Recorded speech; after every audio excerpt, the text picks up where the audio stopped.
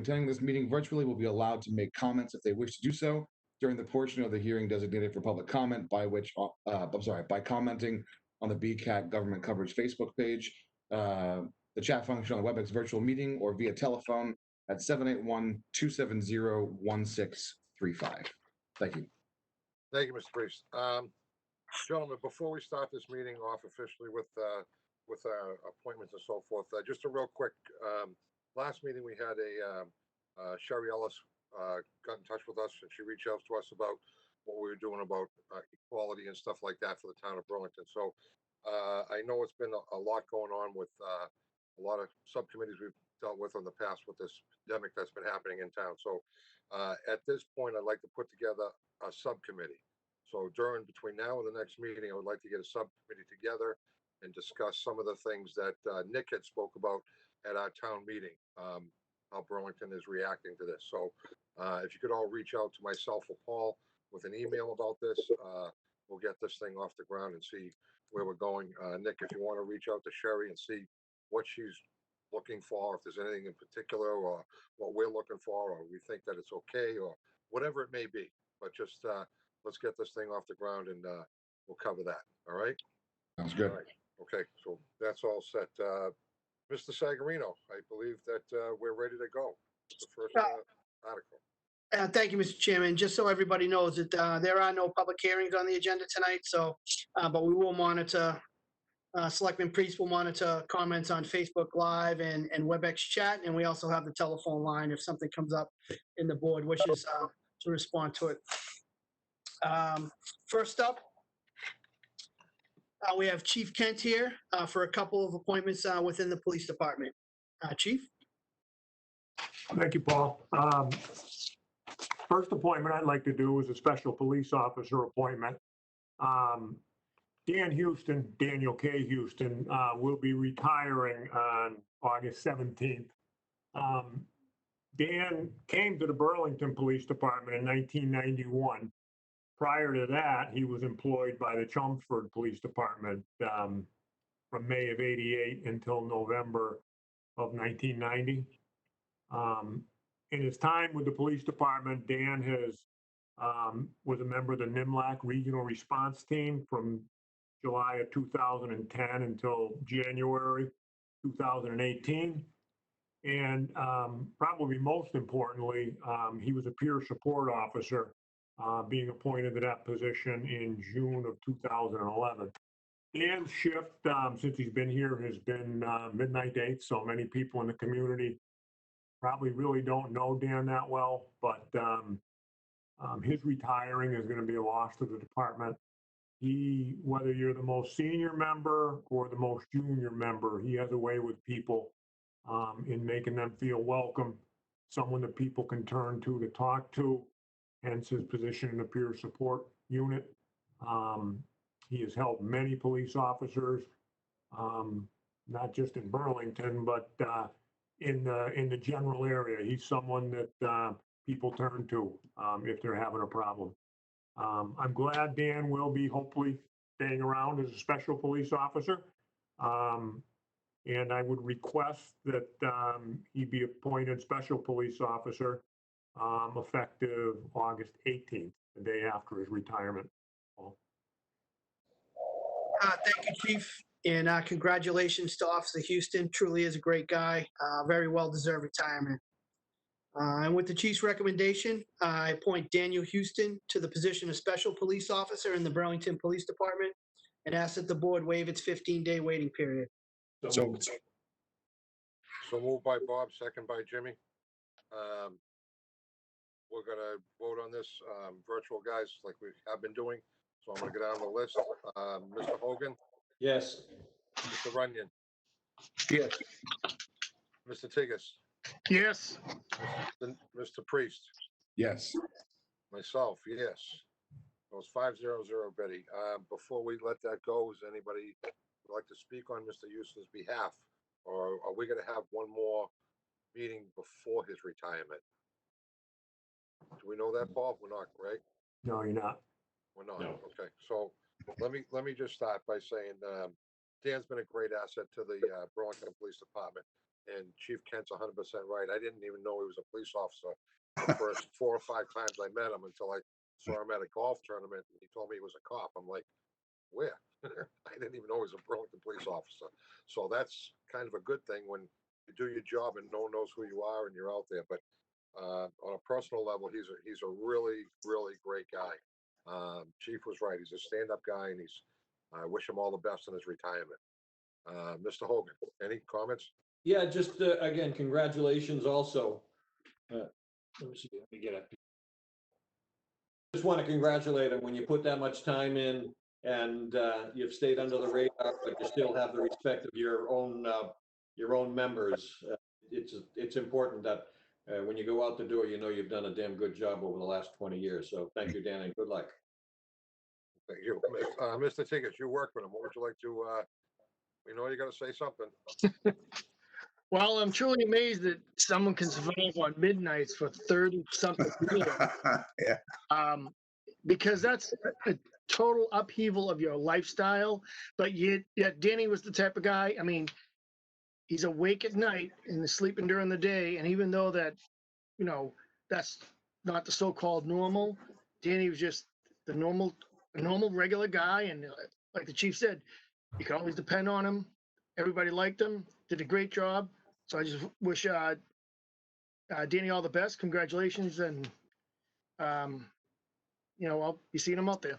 Thank you. Thank you. Mr. Runyon.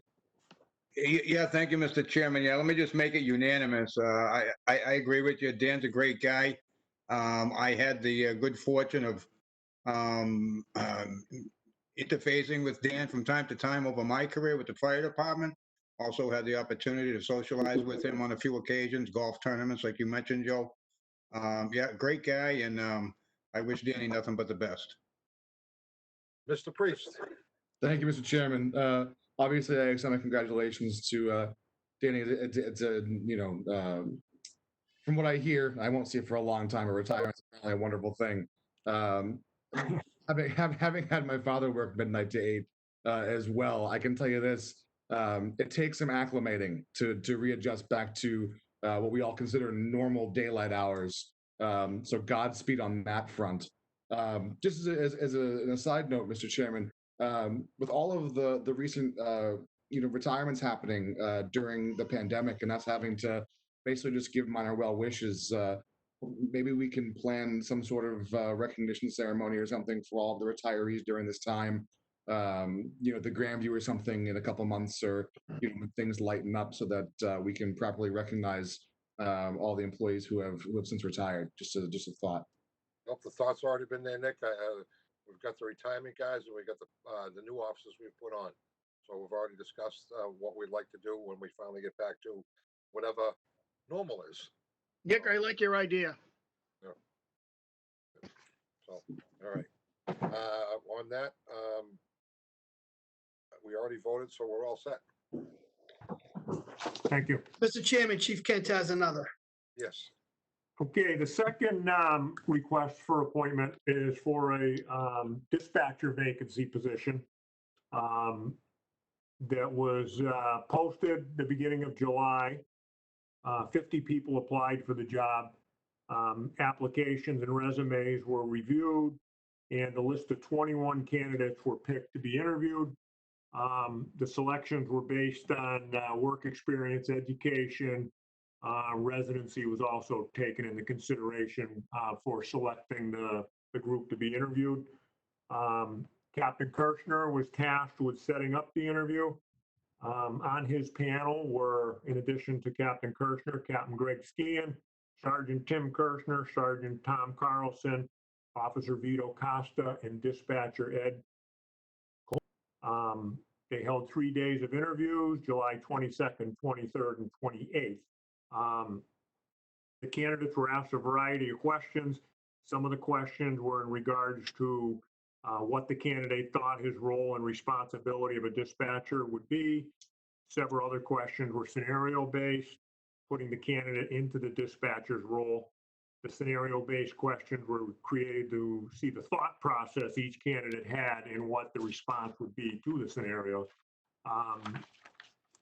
I looked at the questions after this was all done, and I gotta tell you, these candidates were put through the ringer. A very, very strenuous interview. After the third day of interviews, the panel met and narrowed the candidates down to their top 5. The discussion concluded that the number 1 candidate was Christopher Hartling from Burlington.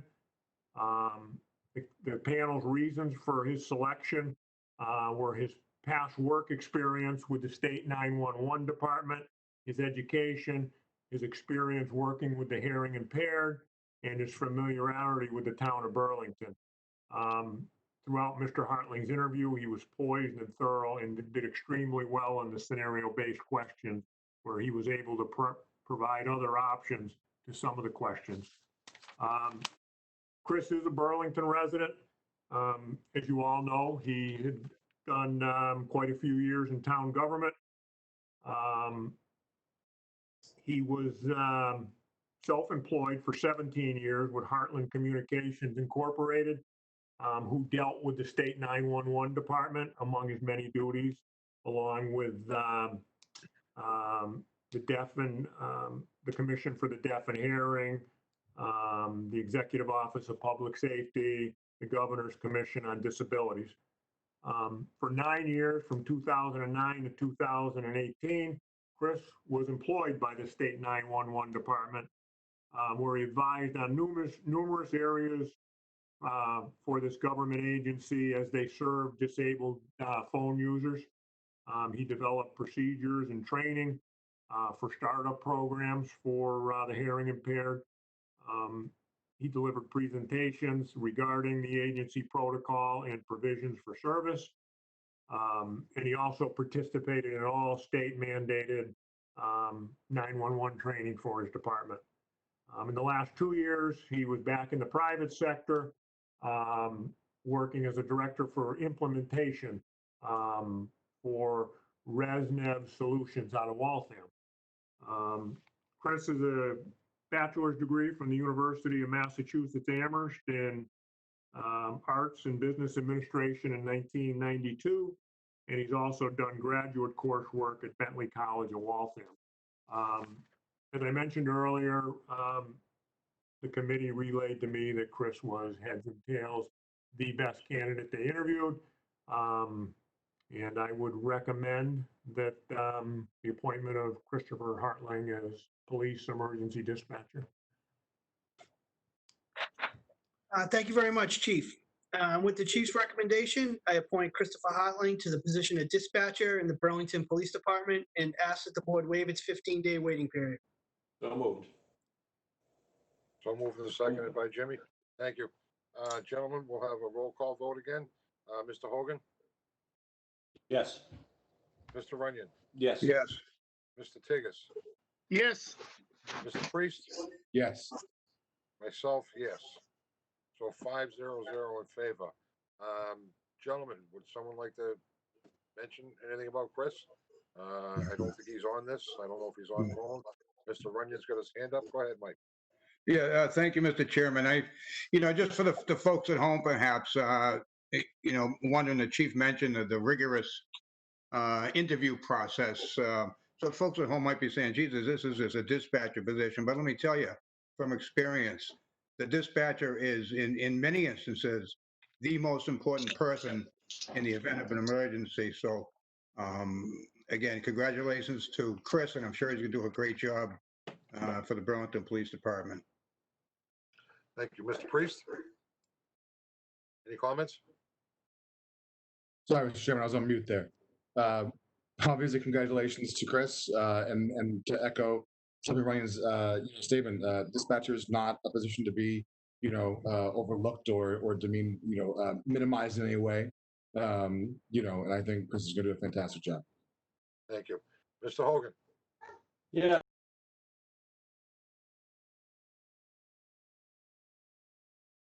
To 911 and the handicapped. And Chris was also responsible for setting up the electronic system for people who needed hearing assistance during meetings, whether it's in the auditorium, in the selectmen's room, and I believe the school committee room also. So he was responsible for a lot of that. Thank you. Mr. Tiggs? Thank you, Mr. Chairman. Yeah, just to kind of go off what Selectman Runyon said, not only does the public rely on the dispatcher, but the first responders are also dependent on that dispatcher. So that dispatcher is the link between the crisis situation and the first responder. So that's a dual role for the dispatcher. In addition to his numerous, efforts for the town of Burlington, you look at his resume and say he's actually sounds like the perfect candidate because we have an aging population, we have numerous assisted living facilities, group homes all around town, and his experience, years of experience with working with the disabled and hard of hearing is just, I think it's going to be a huge asset for the town. Thank you. Real quick, I'm just going to echo what everyone said about dispatching and everything else. But the bottom line is, we all know Chris. We've worked with him up here on the Selectmen's Committee. He's done a lot of things in town. He's a guy that will go in 100% and just keep going 100%. So the process they went through to get to this gentleman, I think was great. I just want to say congratulations to Chris and all the best. Nobody prank call him at nighttime now when he's working. Okay, let's stop this. All right, Chief, you wouldn't mind one or two, would you? Thank you very much. Very much appreciated. All right, thank you. Thank you, Chief. Mr. Sagarino, back to you. Thank you, Mr. Chairman. Next up, we have our town clerk, Amy Warfield, to discuss the upcoming state primary election and ask the board to vote to approve the warrant for the election. Amy? Thank you, Paul. Okay. So as you may be aware, there's a primary election on September 1st. And I just, starting off with, we have day of voting, and I need to have you sign the warrant for that particular event. That's all you have for us, Amy? Well, I mean, we can talk about, we are in the middle of all our mail-in ballots. We currently have sent out over 4,200 mail-in ballots. And we are starting to get those back. We also do have early voting, which will be August 22nd through 28th. This year, the legislature has put in that we need to be open on Saturday and Sunday. So our hours for the 22nd and the 23rd will be 2 p.m. to 8 p.m. And then we will do regular business hours on the 24th through the 28th. And then again, we have a day of voting on September 1st, which will be up at the high school. Are you going to advertise those hours in the paper and on the website and everything else? Okay, Yeah, great. Thank you. Already is. Start putting them out now. Great. And Amy, when do you have to have that signed by? As soon as possible. I do have to get it posted at least 7 days prior to the election, which would be the 23rd? 25th. Okay, thank you. Okay, now we'll go for questions. Gentlemen, Mr. Hogan's all set. We'll go with Mr. Tiggs. Thank you, Mr. Chairman. Amy, real quick, our first experience with the town elections back in June. Yep. Are there gonna be anticipated changes, or is it pretty much gonna be the same setup? Kind of the same setup with the way people will be, if we need to, we will socially distance them outside. And then people will work through with the different stations. We won't be allowing all the kind of hanging out at the polls that we like to do. But yes, we will be doing all of that.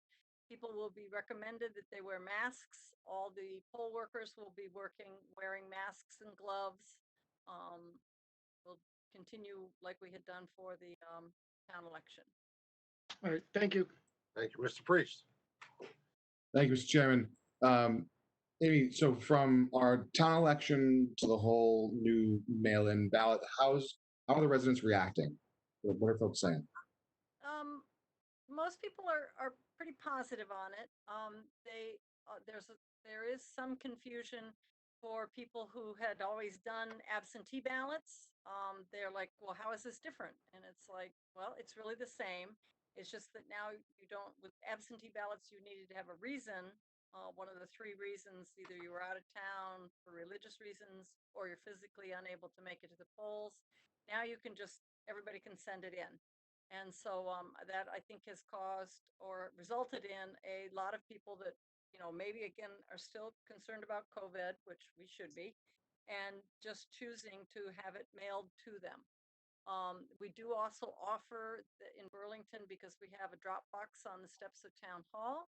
If people want to, rather than putting it in the mail, they can come and drop it into the drop box. That's a box we check 3 times a day, so we just take them and process them like we would if they came in the mail to us. So again, I think everybody's pretty positive about it, and it is a lot more work. We're having a lot of volunteers that have offered to come in and help with all of the tracking of the application to the ballot back in, and so that's been a help to us as well. It's been a lot of hours that we're having to work. So, but Thank you for all the extra time. Yeah, well, it said all that extra time is absolutely appreciated. And it's given the situation, totally understand. But thank you, Amy. Thank you, Mr. Chairman. Thank you. Mr. Runyon, No questions, thank you. thank you. Okay, at this point, gentlemen, we'll put this to a vote. Mr. Hogan, Yes. Mr. Runyon, Yes. Mr. Tiggis, Yes. Mr. Priest, Yes. Mr. Miranda, yes. 5-0-0, Betty. thank you, All right, gentlemen, thank very you. much. Thank you. Thank you, Amy. As always, thank you for your support too, with running all the elections. It is I know there's a foundation there behind us, and all the hard work that we do, you guys appreciate. So I really thank you very much for all of that. Thank know it you and goes right back. congratulations. Thank you. All right, Mr. Sagarino. Thank you, Mr. Chairman. Next up is the water ban. As you all know, we had to further reduce outdoor watering allowed in town. We completely understand the residents' frustration with this. However, we are very concerned about having sufficient water available for public safety as well as general household needs like cooking, cleaning, etc. We implemented this several weeks ago. We would ask the board to affirm this decision. Unfortunately, this is the last step we can take before we go to a complete water ban. So the residents have all been notified. The water usage has come down as we had anticipated. But we would ask that the residents continue to be understanding of the strain that the system is under. And hopefully we can at least maintain the watering that we have left, scheduled for 1 day a week per household. So I know that we got a bunch of information out to the board, and the water ban has been in effect for a couple of weeks, but the board is required to vote on it at the next available selectmen's meeting. So that's what we're here tonight to ask you to do. Okay, thank you. At this point, we'll just make comments or questions. Mr. Priest. Thank you, Mr. Chairman. I always, things like this, I'm like, oh boy, I get to go first. Yay. Okay, well, No, it's okay. I obviously am in favor of this. I think that, given the fact that the state is experiencing varied levels of drought, from moderate to more severe, we just haven't been getting the rain that we thought that we typically get. And, with our, connection to the MWA in progress, it's obviously a thing. When we were discussing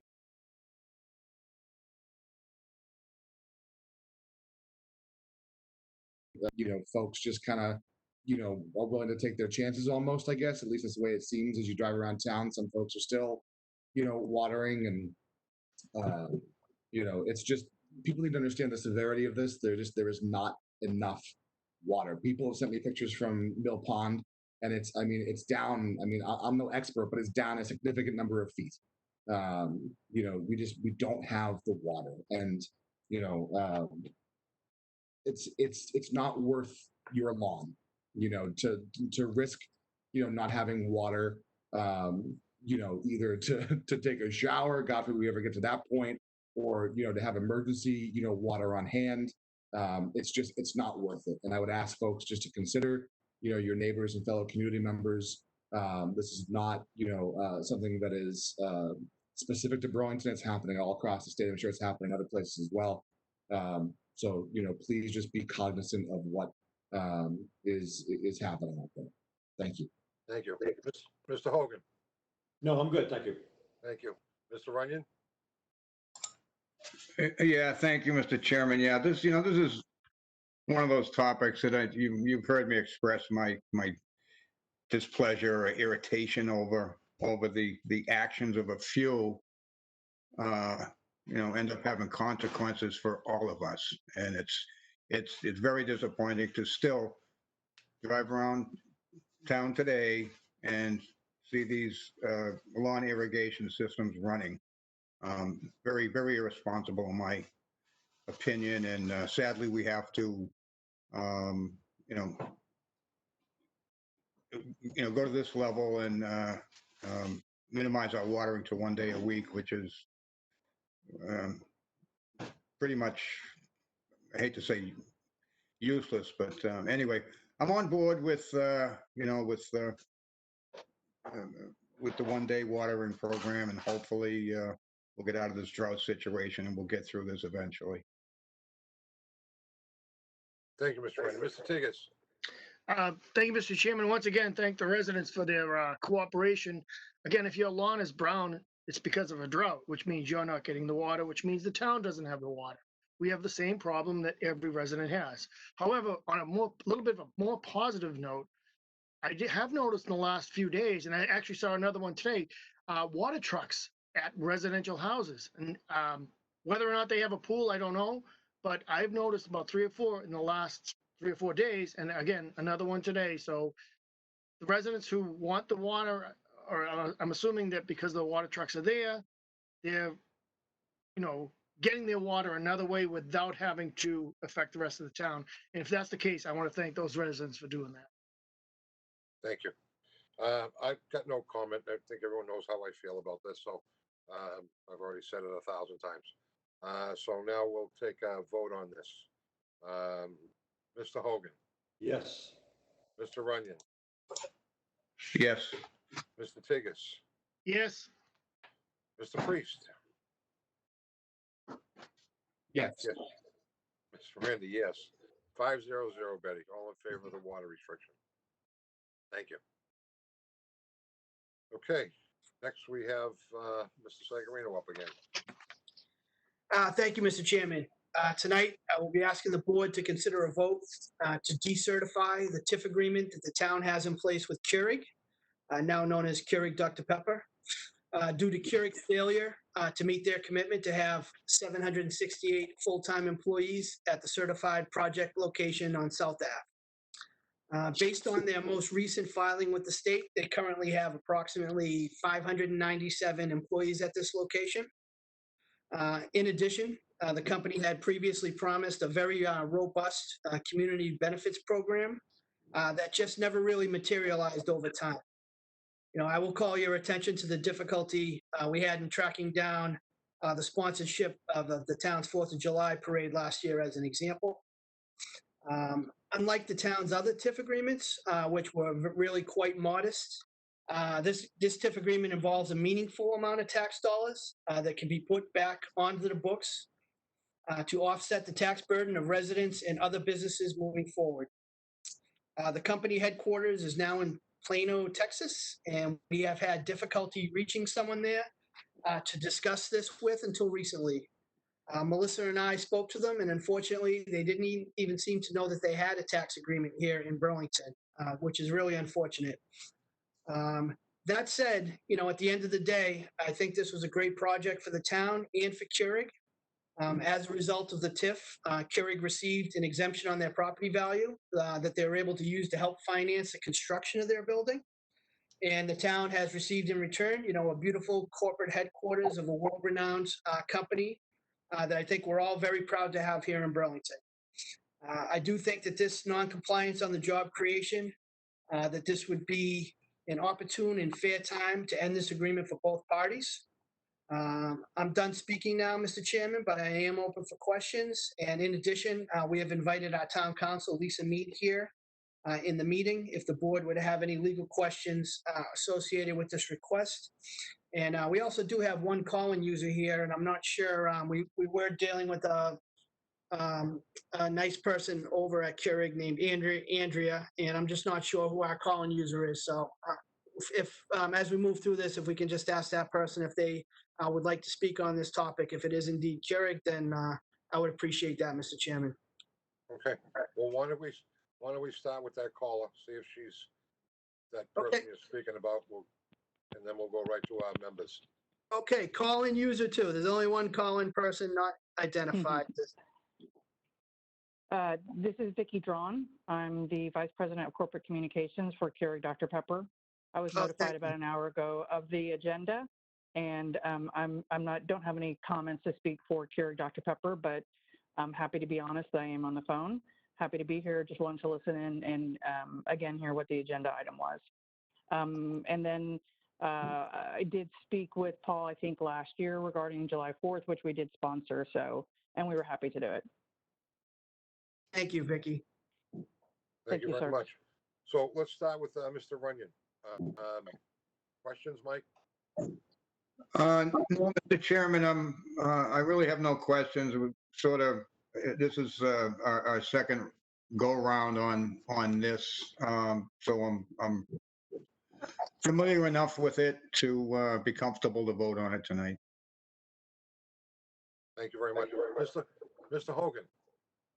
Thank you, Mr. Chairman. Paul, does this take effect tonight when we vote, or can we go back to a point in time when we can identify when they didn't meet their obligation? No, sir. We believe that this will go back to July 1st of this current fiscal year. Lisa's here. I think the first step in the process here is for the board to vote to do this, and we provide a letter to the state and tell them that we are decertifying the local portion of the TIF. Now, Keurig does have a state tax incentive as well with the state, but there was a different job creation requirement with the state, so that will remain intact, I believe. But the first step here is for a board vote. You had a letter in your packet that was prepared by Lisa, and if you were to approve that, the first step for us would be notifying the state that we took this action, and we'll take it from there. All right. Thank you, Paul. Thank you, Mr. Chairman. Thank you. Mr. Priest? Thank you, Mr. Chairman. Paul, first question. Remind me of the timeline of this again. I believe the original deal was approved in 2012. But the TIF, by the time the building was constructed, I forget exactly what the trigger was for the TIF to start, but maybe when the building was occupied or whatever. But the TIF officially started in terms of the exemption started in fiscal year 2016. Okay. So we're about 5 years into it. Okay. And you said that that we need 700 plus bodies in the building. We have currently 597, if I caught that. I mean, one Yes. body here or there. Yes. Does it specify those bodies need to be in office versus based out of given current situation? Or is it just, how does that work? That's what it says at the certified project location.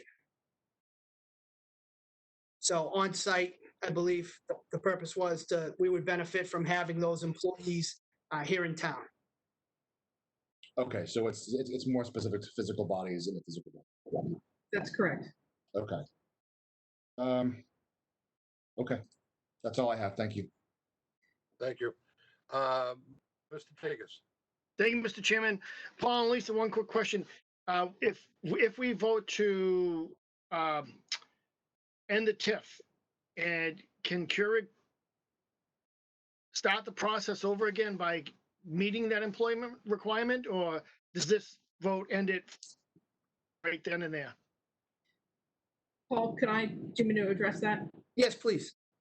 So the TIF it's done at the same time they need a benefit to build a building. And so to go back and make up for the employment to amend the TIF would be the start of a new process. So the answer is no, it would be unusual for that to happen. And just to clarify one thing, we did notify the state last year that they had not met their employment numbers. And so actually this this letter will go to Couric and also go to the state. But we have had a conversation with the Mass Office of Business Development regarding the decertification on the town side. All right, thank you. I'm all set with that, Mr. Chairman, for now. Thank you very much. Gentlemen, Mr. Chairman, I'm sorry to break in.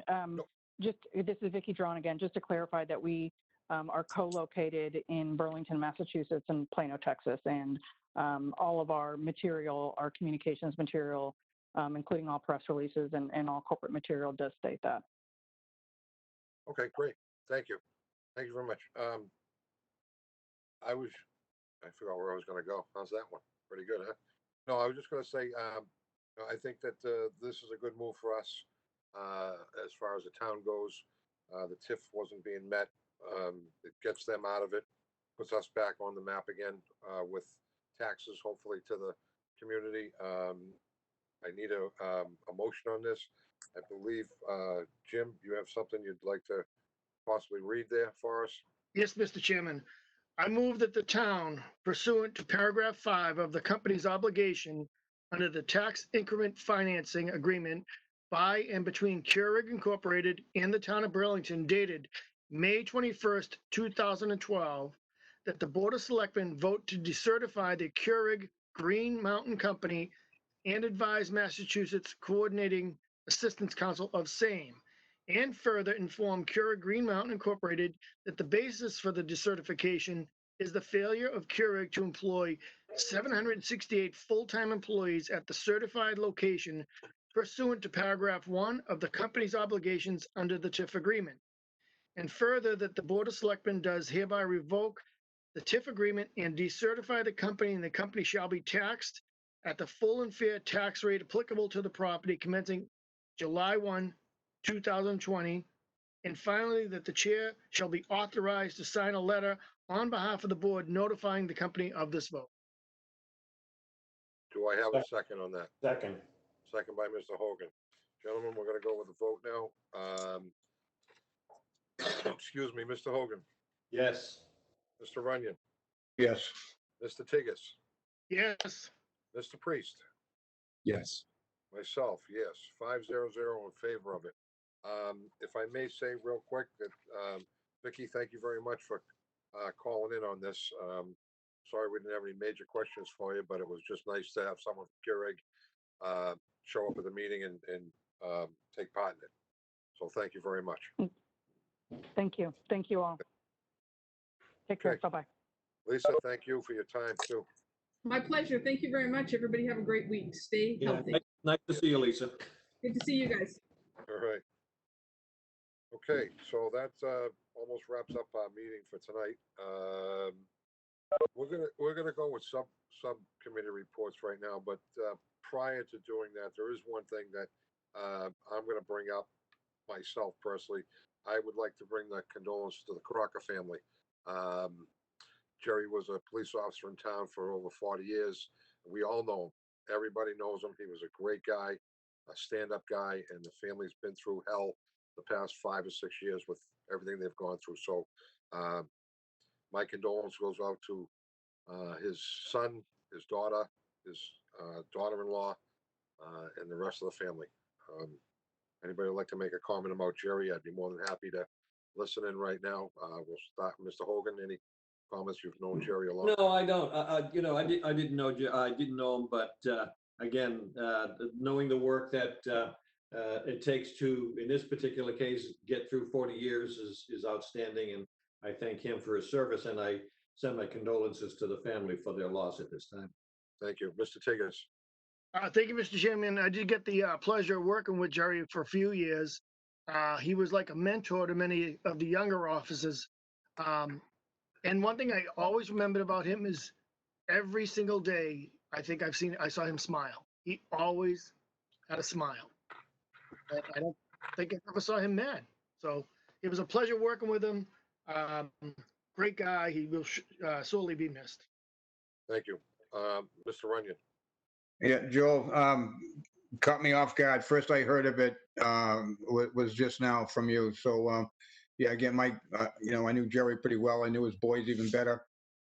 You're right. Some tragedy has, struck that family in the past, and difficult on both Jerry and his wife, I'm sure. But thank you for sharing that tonight, Joe. I'll be sure to send my condolences through the appropriate channels. Thank you. Mr. Priest. Thank you, Mr. Chairman. Obviously, a serious loss to his family and the community. My absolute and most sincere condolences to the family. Thank you. I am going to share one quick story. I know we talk a lot and we do some things, but I was 19 years old. I had just started at the barber shop. Jerry Crocker and my father were the best of friends. I started hunting with Jerry when I was 10 years old. Mr. Shepard, who was another retired officer in town, who we all know, used to come in every day for a cup of coffee. They had their own personal mugs down there. They just come in every day. One day they came in and they had a piece of paper with them, a little piece of paper with a drawing on it. Well, some sketch artist drew my picture on a piece of paper. Mr. Crocker wanted to know where I was the night before. Said some things had happened in town, and the person that happened to came up with this description of this person. And it was definitely me. There was no question about it. And I was looking at my father and I was looking at them. I go, God, I stumbled just like that. And they said, okay, stand up. We got to take you in. Well, guys, I'll tell you something. I've never been arrested in my whole life. I was 19 years old, and I swear to God, I think I peed myself a little bit. I was so scared. So anyway, that was Mr. Crocker I knew, plus everything else. So I wish the Crocker family all the best, and my condolences go to them and everybody else. All right, gentlemen, I'll get off that bandwagon. We'll go to subcommittee reports. We'll start with Mr. Hogan. No, I'm all good. Thank you. Mr. Runyon. Yeah, thank you, Mr. Chairman. Just a note from the Housing Partnership Committee, if you don't mind. One of our first-time home buyer houses has come back into our possession after many years of frustrating negotiations with the mortgage company and the tenant that were occupying that home. Unfortunately, the home is in need of substantial repair. And in order for us to offer it to a deserving Burlington family, we must make the investment in repairing the damage and updating some of the necessities. We are seeking the assistance of local contractors, tradesmen, and suppliers to partner with us for discounted or donated time, materials, and labor in order to offer this property at an affordable price. The project is of a Habitat for Humanity style effort, and all parties will be publicly recognized for their contribution. If you believe that you would like to participate with us, please contact the Selectmen's office or Building Inspector Andy Ungerson. I'd like to also note the assistance of Jim Doherty over the last couple of years of getting this back into our affordable housing inventory. Paul's been on top of this as well. And most recently, Joe, thank you for your assistance in helping identify some local contractors who we have on board already. So if anyone out there listening, they think they might be able to help us out a little bit, please reach out to us, and we really would like to get this back into the hands of a deserving family here in Burlington. Thank you, Mr. Chairman. Thank you. Mr. Tigas. Thank you, Mr. Chairman. If I may, I have a question for Selectman Runyon. Yes. Mike, just to follow up on what you said, could that be an opportunity, say, for maybe Shawsheen Tech or Minuteman Tech, or maybe it's even some other trade school to participate in that? We gave that a little bit of thought, but time is of the essence, Jim. This is, it's been in our lap now for a little while. We really like to, get some folks in there who can act swiftly, and would really like to get this back on the market, get a little lottery going by the end of the year. That might be a little wishful thinking on my part, but yeah, we need to move swiftly on this, Jim. But yeah, good idea. We could possibly use them down the road in another project. All right, I was just curious, Mike. Mhm. Thanks. Mr. Chairman, Yes. just briefly, I want to thank the police and fire department for their efforts with the tropical storm. I'm not even going to try to pronounce the name last week. I know they were, obviously we didn't get feel that bad, but we did feel some effect. We had 4 power outages. They had somewhat of a busy evening. The fire department had a couple of electrical fires and some tree limbs down. But again, thank them for being out there in that type of weather, protecting the residents and visitors of this town. Thank you. Mr. Priest. Thank you, Mr. Chairman. A couple quick things. First off, Economic Development Director Melissa Tsoukalos is working tirelessly with the businesses, large and small, in town. So any resident who's watching or who may see this, just you gotta understand. I know businesses are in a bad way right now given the pandemic, and we're all feeling the effects. Some more greatly than others, but she's working very hard to look at both short-term and long-term solutions as we move forward. And I have to say, it's probably one of the best hires we've made as a town. It just happens to be fantastic timing given our circumstances. I mean, she would have been great in a normal set of circumstances, but in these circumstances, it's been great. And Selectman Brennan and I have been on multiple calls, little subcommittee, catch-ups and conversations and reports, and she's been fantastic. I put together a town social media policy that I shared with Paul, as well as Joe and Jose over at MIS for circulation review. I'll then be submitting it to the ISAC committee for their review, and then probably bring it to the board once they're through. So just as an FYI, given the heavy amount of remote that we're all doing, and how pervasive social media has become within our society, I thought it would be good just to kind of lock down and establish townwide social media policy that departments can then amend as necessary, depending on certain regulations, maybe HIPAA or other legal means.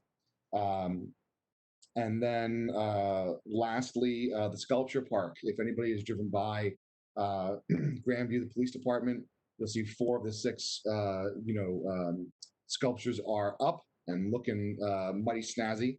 I do say so myself.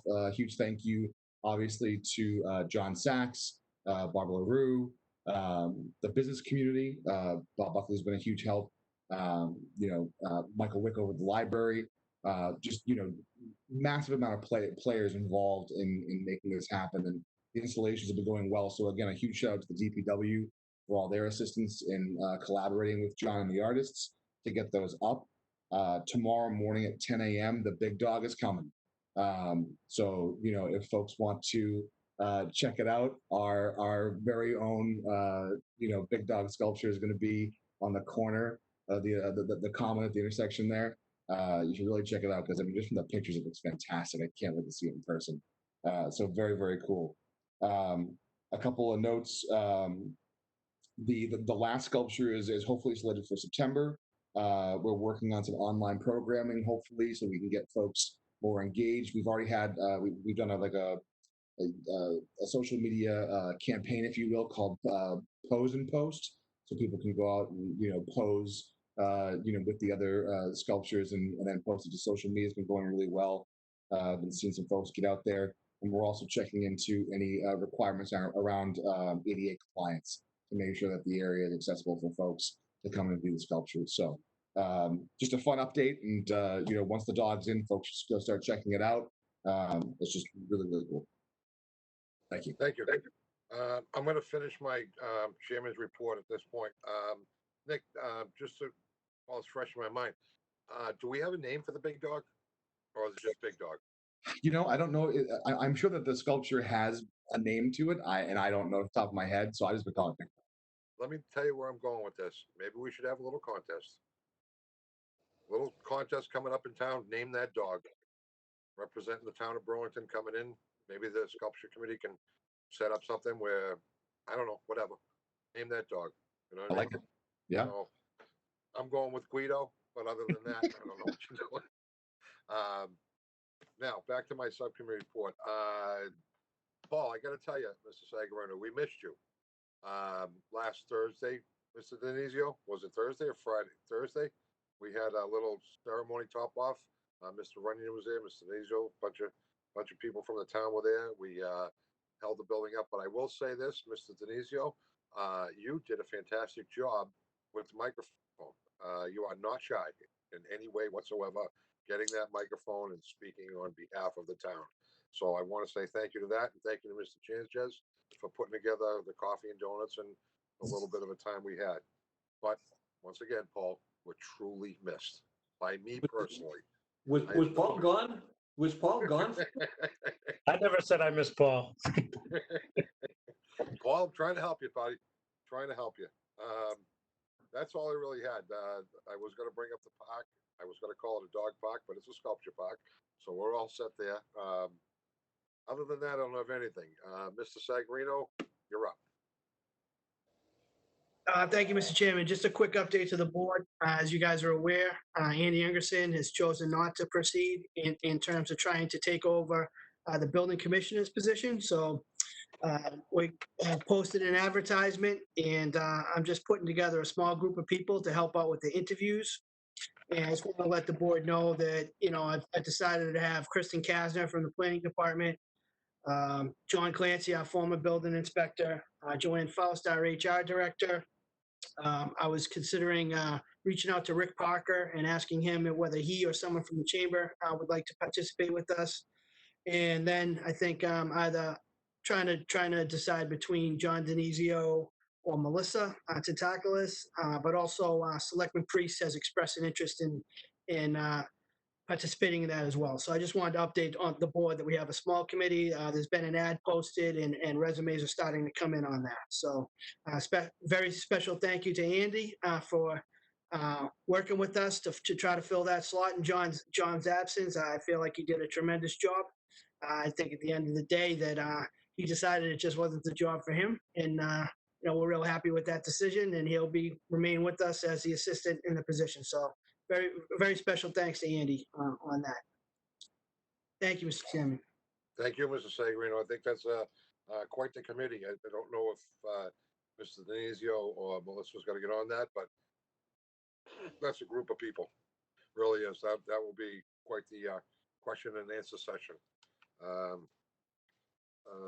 Is there anybody out there that wants to speak? Nick or Paul? Any other callers? Facebook is quiet, Mr. Chairman. It's very quiet. Okay. Quiet. Mr. Denizio, anything to add? The fact that you ran the town for a week without Mr. Sagarino here, and it's still standing. Like a top. Is it true, though, that he's calling it Woburn North? That's what that sign I can see in his office is right now. Welcome to the Wooba. So you have nothing to add, John? No, I'm glad Paul's back too. Here we go. Old business, new business, gentlemen? Does anybody have anything? Everyone's shaking their head no. Citizens time is no one's out there, so I need a motion. So made. No move. And seconded. Second. By Nick. Okay, we're gonna go in order again. Bob, Mr. Hogan? Yes, yes. Mr. Priest? Yes. Mr. Runyon? Yes. Mr. Tigas? Yes. Mr. Morandi? Yes. Meeting's adjourned, gentlemen. Thank you very much for your time. This is getting to be good. We want to go past the regular one, Paul. Thank you very much. Thank you, guys. Good night, everybody. Night. Take care.